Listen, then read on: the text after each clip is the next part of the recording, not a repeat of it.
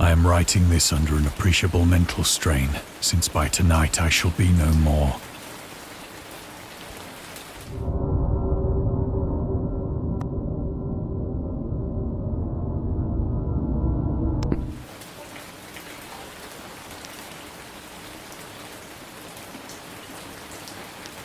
Penniless, and at the end of my supply of the drug which alone makes life endurable, I can bear the torture no longer, and shall cast myself from this garret window into the squalid street below. Do not think from my slavery to morphine that I am a weakling or a degenerate. When you have read these hastily scrawled pages, you may guess, though never fully realize, why it is that I must have forgetfulness or death.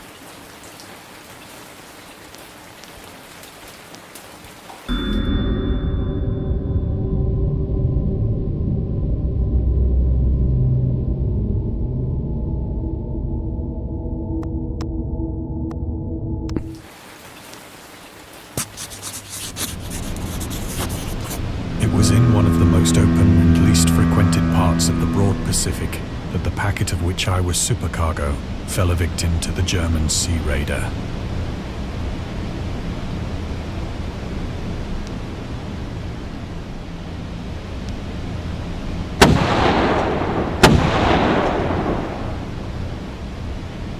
The Great War was then at its very beginning, and the ocean forces of the Hun had not completely sunk to their later degradation.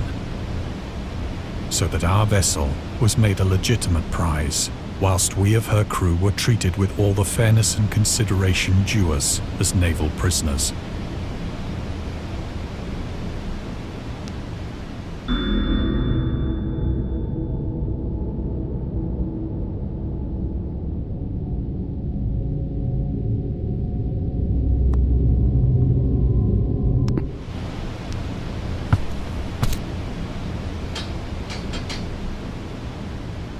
So liberal, indeed, was the discipline of our captors, that 5 days after we were taken, I managed to escape alone, in a small boat, with water and provisions for a good length of time.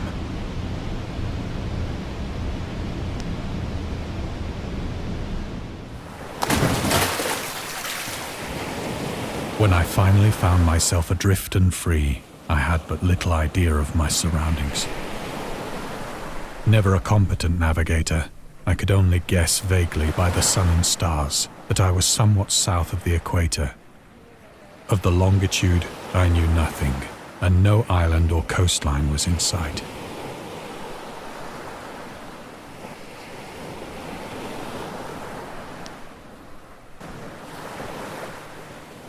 The weather kept fair, and for uncounted days I drifted aimlessly beneath the scorching sun, waiting either for some passing ship or to be cast on the shores of some habitable land.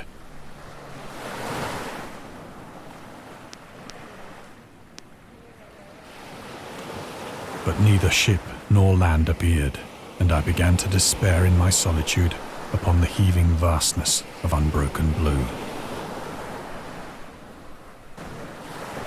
The change happened whilst I slept.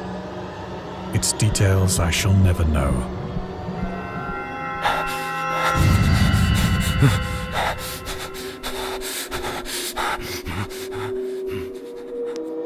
When at last I awoke, it was to discover myself half sucked into a slimy expanse of hellish black mire, which extended about me in monotonous undulations as far as I could see, and in which my boat lay grounded some distance away. Though one might well imagine that my first sensation would be of wonder at so prodigious and unexpected a transformation of scenery, I was in reality more horrified than astonished. For there was in the air, and in the rotting soil, a sinister quality which chilled me to the very core.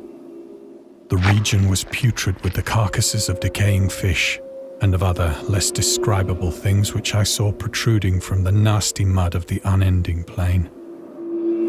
Perhaps I should not hope to convey in mere words the unutterable hideousness that can dwell in absolute silence and barren immensity. There was nothing within hearing and nothing in sight save a vast reach of black slime. Yet the very completeness of the stillness and the homogeneity of the landscape oppressed me with a nauseating fear.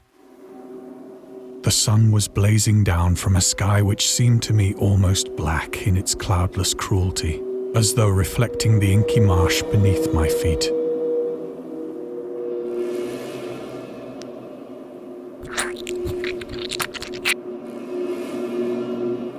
As I crawled into the stranded boat, I realized that only one theory could explain my position. Through some unprecedented volcanic upheaval, a portion of the ocean floor must have been thrown to the surface, exposing regions for which innumerable millions of years had lain hidden under unfathomable watery depths. So great was the extent of the new land which had risen beneath me that I could not detect the faintest noise of the surging ocean, straining my... Nor were there any seafowl to prey upon the dead things.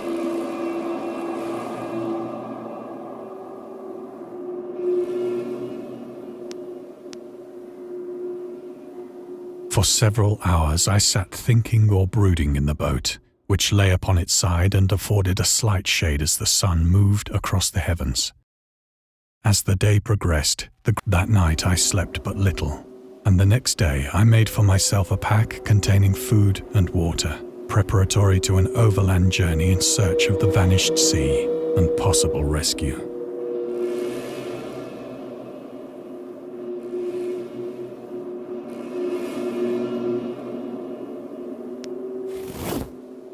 On the third morning, I found the soil dry enough to walk upon with ease. The odor of the fish was maddening, but I was too much concerned with graver things to mind so slight an evil, and set out boldly for an unknown goal.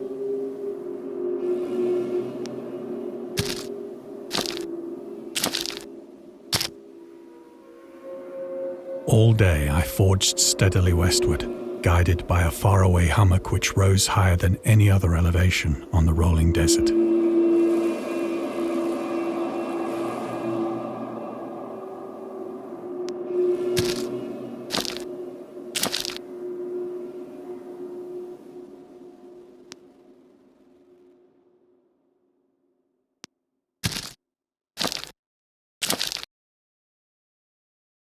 That night I encamped, and on the following day still travelled toward the hummock, though that object seemed scarcely nearer than when I had first espied it.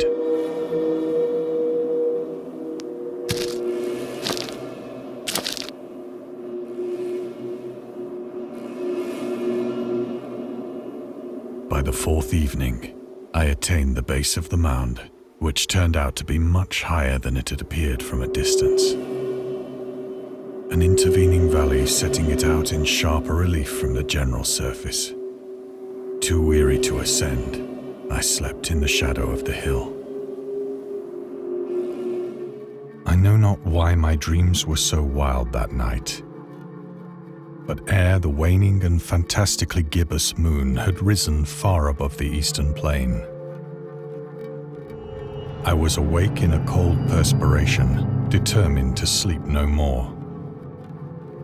Such visions as I had experienced were too much for me to endure again, and in the glow of the moon I saw how unwise I had been to travel by day. Without the glare of the parching sun, my journey would have cost me less energy. Indeed, I now felt quite able to perform the ascent which had deterred me at sunset. Picking up my pack, I started for the crest of the eminence. I have said that the unbroken monotony of the rolling plain was a source of vague horror to me. But I think my horror was greater when I gained the summit of the mound and looked down the other side into an immeasurable pit or canyon, whose black recesses the moon had not yet soared high enough to illumine. I felt myself on the edge of the world, peering over the rim into a fathomless chaos of eternal night. Through my terror ran curious reminiscences of Paradise Lost. As the moon climbed higher in the sky, I began to see that the slopes of the valley were not quite so perpendicular as I had imagined.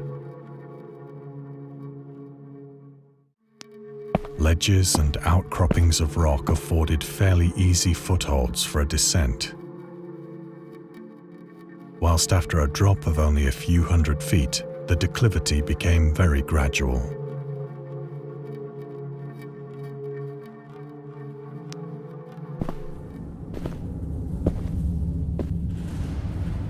Urged on by an impulse which I cannot definitely analyze, I scrambled with difficulty down the rocks and stood on the gentler slope beneath, gazing into the Stygian deeps, where no light had yet penetrated. All at once, my attention was captured by a vast and singular object on the opposite slope, which rose steeply about 100 yards ahead of me. An object that gleamed whitely in the newly bestowed rays of the ascending moon.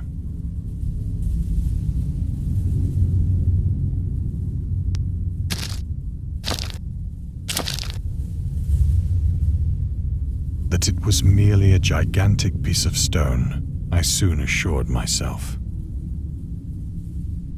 But a closer scrutiny filled me with sensations I cannot express.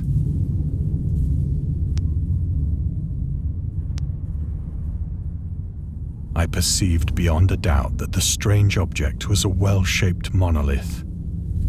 Dazed and frightened, yet not without a certain thrill of the scientist's or archaeologist's delight, I examined my surroundings more closely.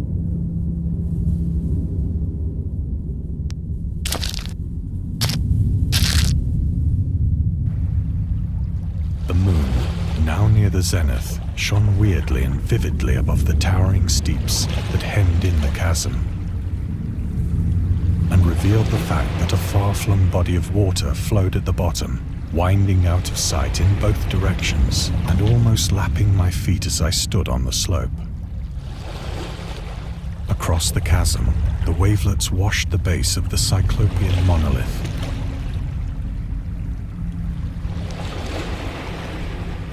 The writing was in a system of hieroglyphics unknown to me and unlike anything I'd ever seen in books. Consisting for the most part of conventionalized aquatic symbols such as fishes, eels, octopi, crustaceans, mollusks, whales, and the like. Several characters obviously represented marine things which are unknown to the modern world, but whose decomposing forms I had observed on the ocean-risen plain. It was the pictorial carving, however, that did most to hold me spellbound.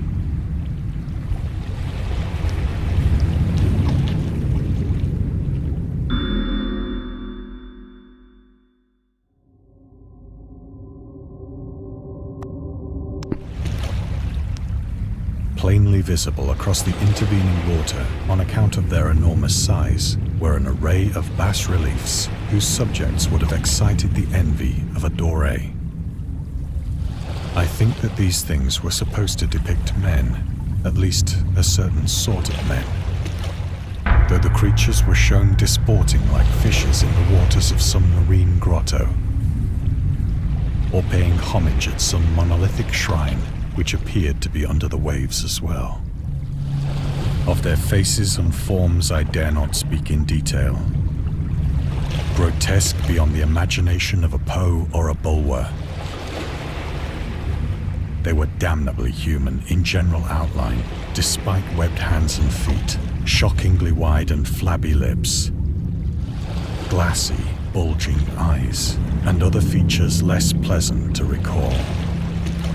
Curiously enough, they seemed to have been chiseled badly out of proportion with their scenic background. for one of the creatures was shown in the act of killing a whale, represented as but little larger than himself. I remarked, as I say, their grotesqueness and strange size, but in a moment decided that they were merely the imaginary gods of some primitive fishing or seafaring tribe. Some tribe whose last descendant had perished eras before the first ancestor of the Piltdown or Neanderthal man was born.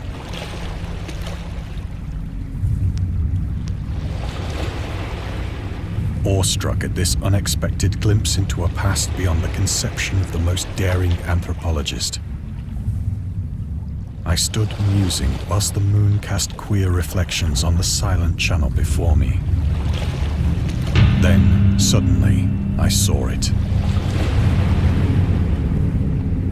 With only a slight churning to mark its rise to the surface, the thing slid into view above the dark waters.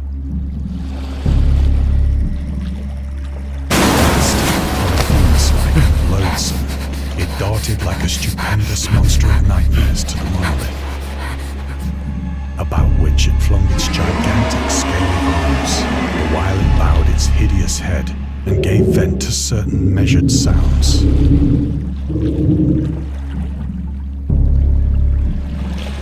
I think I went mad then.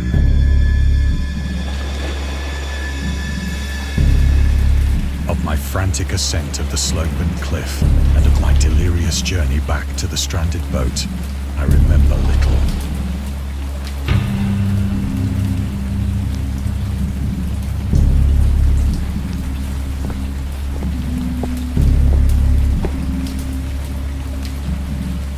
I believe I sang a great deal and laughed oddly when I was unable to sing.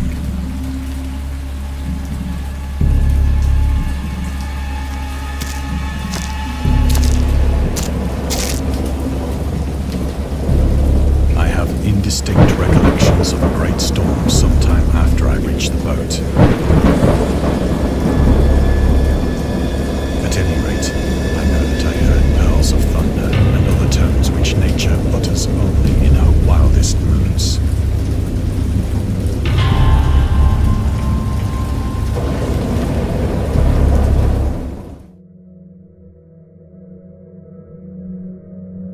When I came out of the shadows, I was in a San Francisco hospital, brought thither by the captain of the American ship which had picked up my boat in mid-ocean. In my delirium, I had said much, but found that my words had been given scant attention. Of any land upheaval in the Pacific, my rescuers knew nothing. Nor did I deem it necessary to insist upon a thing which I knew they could not believe.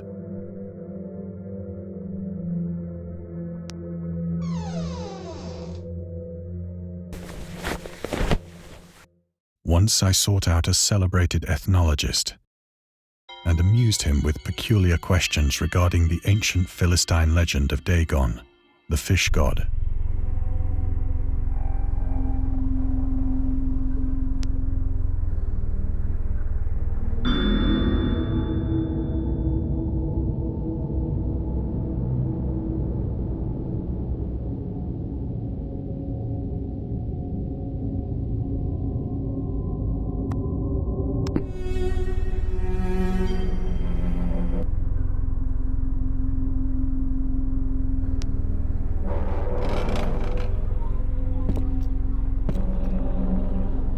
But soon perceiving that he was hopelessly conventional, I did not press my inquiries.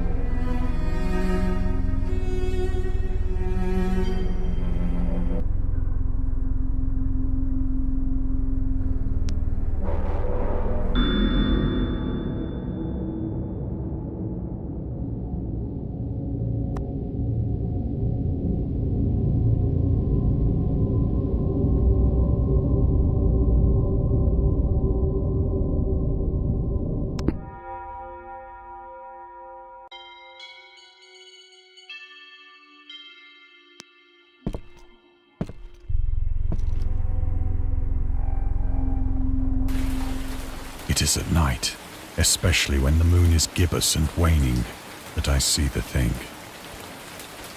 I tried morphine, but the drug has given only transient surcease and has drawn me into its clutches as a hopeless slave. So now I am to end it all, having written a full account for the information or the contemptuous amusement of my fellow men.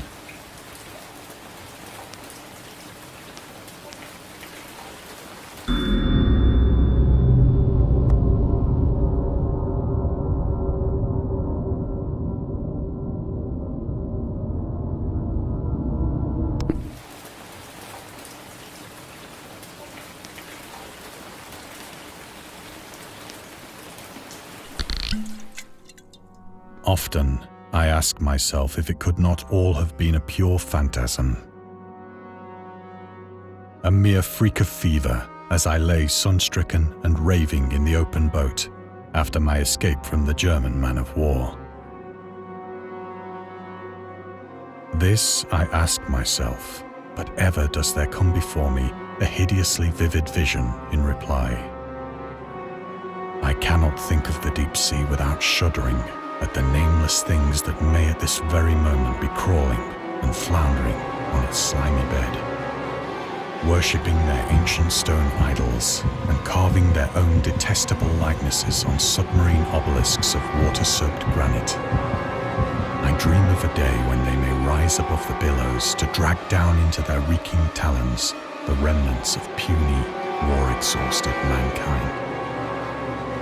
Of a day when the land shall sink and the dark ocean shall ascend amidst universal pandemonium.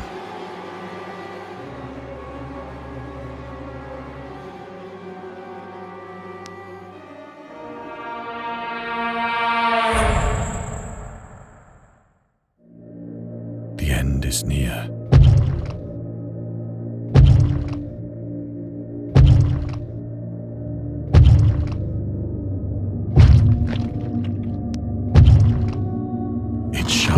Find me.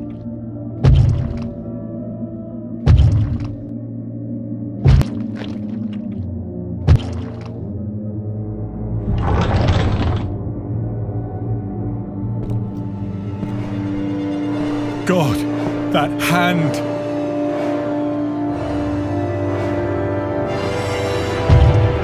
The window! The window!